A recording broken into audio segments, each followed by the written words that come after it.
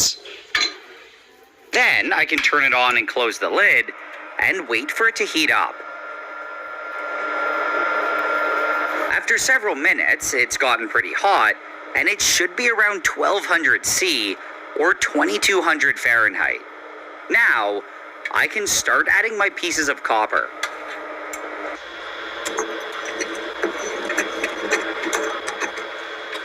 As they sat there, they eventually became red hot, but it wasn't quite hot enough to melt them.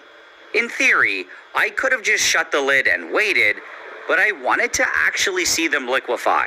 So, I instead blasted them with a blowtorch, and this honestly worked a lot better than I expected.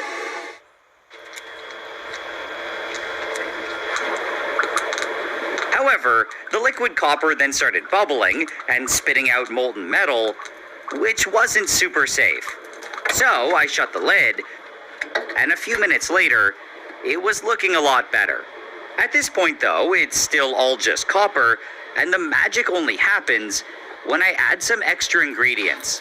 The first is some aluminum, and it all quickly melts. I'll then scoop off some slag from the surface, and the next thing to add is some zinc metal. I'll then mix it around a bit to make sure all the zinc has dissolved. Now it's time to add the last ingredient, which is just a small amount of tin metal. This isn't nearly as reactive as the zinc, and I'll close the lid and let it cook for a bit. After a couple minutes, it should be good to go, and it's time to pour it out.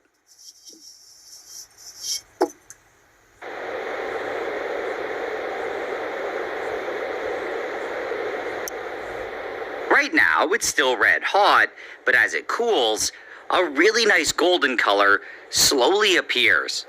I can then pull it out of the mold and dunk it into some water.